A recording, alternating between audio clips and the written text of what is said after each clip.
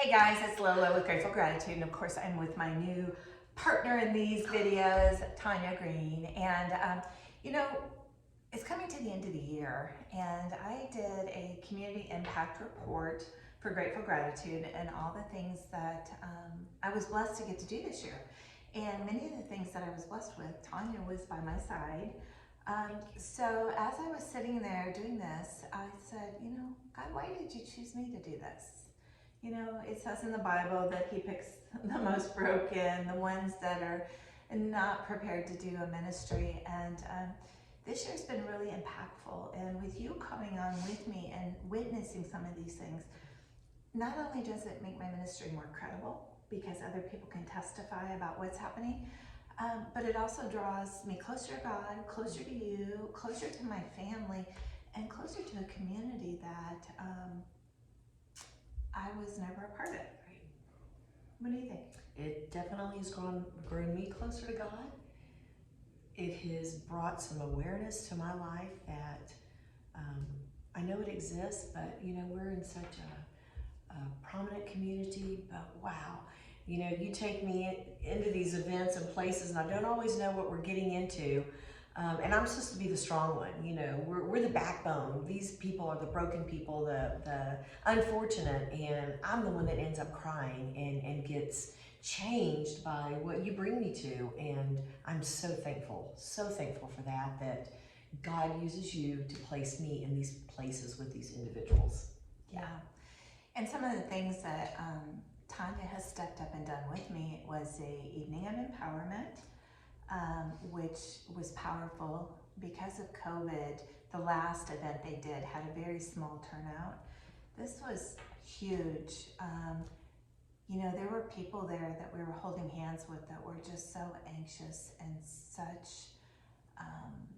in a tough place, and a place that they needed hope, which is what I always say is we share hope. We tell people it's just a season. Hang tough, God's with you. Another one was the first time we went to the homeless community. I think I was kind of thrown into that pretty forcefully by God. I would say so. And I think that, we talked about that we prayed for 27 homeless friends. And I do believe that God does transform us and changes us by opening our eyes to our community. Well, and your I see you really was impactful. And I mean, had it not been for it's Janet, right? Yeah, that said those words to us. Just a short phrase, but could you imagine feeling, unseen or invisible or just because of the circumstances? So that was eye-opening. Well, and if you don't know about Project I See You, Tunya and I went in April to pray for the homeless community, anybody that wanted prayers. And the one lady, almost the very last person that we prayed for, was in a wheelchair. And I recognized I was standing up and talking down to her. And I thought, oh, this isn't good. So I got down, squatted down, and I just said, if I could give you anything in the world, what would it be? And her response was so simple. It was, I want to be seen. I want people not to turn away from me because I'm homeless.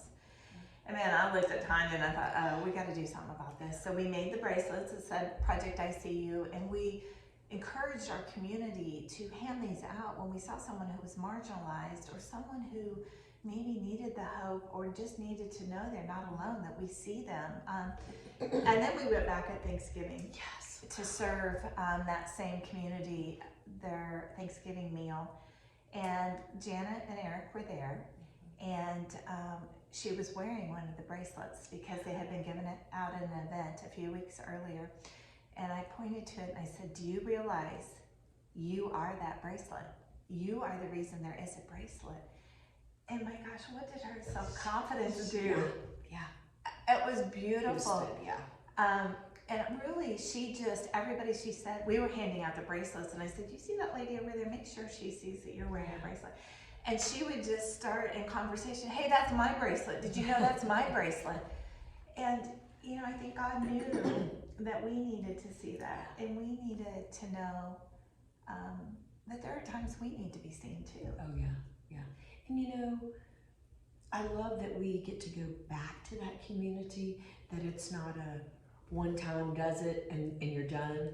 We are staying connected to those people. Absolutely. And let them see that we love them, we trust them, we're not frightened by them or their circumstances, and just sharing God every chance we can with them, loving on them, not being afraid of their, uncleanliness or whatever. Just, I don't care. We just love on them, and their faces light up, and it's just, how do you not love that and love that God is a part of that? And most of those people have such huge faith. Yes. That a lot of people I'm around could learn a little more about faith. Yeah. And they're not angry. They're not bitter. No, not at all. And I want to talk about too the most recent event that you and I were at. And it again was another place that I'm like, God, why are you placing me here? Why are you choosing us to stand where we're standing this morning? And that morning, we were with families that had lost a family member or a loved one, friend, because of a violent crime. And there were people there, honestly, that I had watched in the news, looking for family members that were missing, or hearing the horrific story of just being in the wrong place at the wrong time. And I gifted peace angels that day, and they're little angels that you can hold in your hand, and they're hand carved in Kenya. But I would walk up to someone and say, I'd like to give you this peace angel. I'm so sorry we're meeting at this particular place for this particular reason, but I pray that you find peace in this. And girl, it was like God at work. I mean, people would hug us. People would tell us their stories. People would, again, just acknowledge and see someone cares about me. I'm not alone. And complete strangers, and that was an event. I didn't know what to expect. And when we got there and we started unpacking those ornaments, again, we're supposed to be the strong one, praying with them, being strength for these people there. And, I feel that knot coming up in my throat, and reading and looking at these ornaments, and, the children that were lost, the parents that were lost, just the evil that they had experienced that I can't even begin to understand or fathom. But yet they were faithful, and they looked to God, and they looked to us in that brief moment of, somebody does care about me. I'm not just an old story in the newspaper. Heartwarming. And just to explain the event a little further, it was actually, it's called an angel tree, where these families meet and get together, and I believe it's been going since 1991. Yes. And what happens is the ornaments have the loved one's name. Most of them have been made by the family member, and they're stored, and each year they get them out, put them on these huge long tables. The family comes and finds their ornament. And what was kind of a blessing, I thought, was, since we were fortunate enough, and Angela Tucker was there with us too, setting these out, we kind of were reading them, we were learning the names, and someone would come and say, I can't find my family member, and I'd say, what's the name? Or you would say, I put that one out, come here, I'll do it, which caused us to interact even a little bit more and a little more personal. And we don't know these people's stories. It's a private, very private event, and when you'd watch these people go as a family and place that ornament on the tree, I mean, you couldn't not feel the loss yourself. Right. And it just, again, is another opportunity that God has brought us closer together, and even Angela Tucker with us. But also He's saying, see my people. See who's out there, and just be there for them. Yeah. So, I have no idea what 2023 is going to bring us.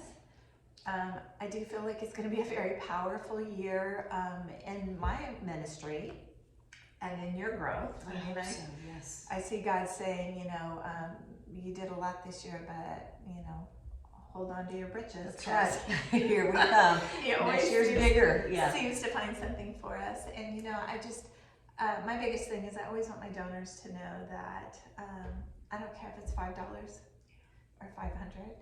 These are the ways that we're going to use that money, in ways to empower our community, to lift our community, and just to spread God's word the best we can. Serve them any way He wants us to. Yeah. Yeah. So until next time, you guys, thanks so much. Again, I'm Lolo, and this is Tanya, and we're ending this year off in a bang.